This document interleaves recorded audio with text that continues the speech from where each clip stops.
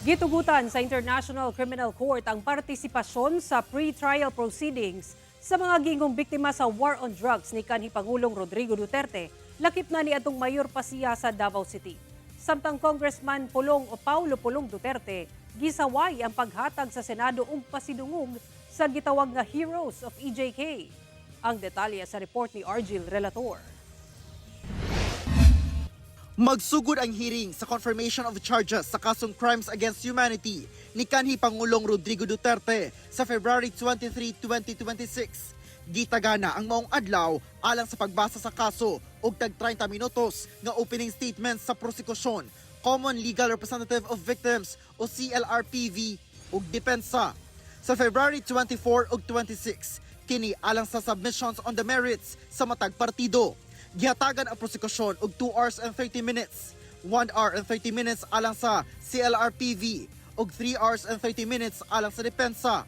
Sa February 27, kini alang sa tag 30 minutos nga closing statements. Gitugutan sa ICC ang partisipasyon sa giingong mga biktima sa war on drugs sa pre-trial proceedings.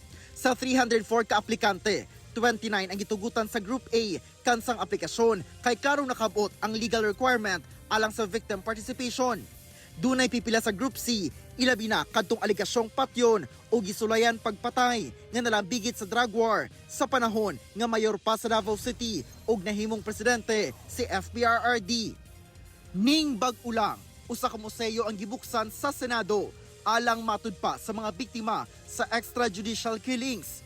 Gisaway kini ni Congressman Paulo Duterte. Gipili matud pa nga ipakita ang gitawag nga mga bayani sa EJK narrative apan nagdumili bisan sa paghinumdom sa SAF 44.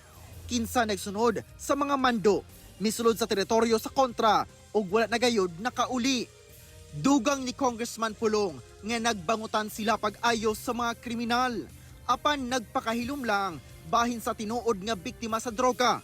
Ang mga bata ang gilugos o gipatay sa mga adik, ang mga pamilya nga naguba, ang mga komunidad nga nabalaka sa mga pusher nga dayag nga naglihok, apan wala kini panumbalinga sa mga opisyal. Ako si Argil Relator. 1. Mindanao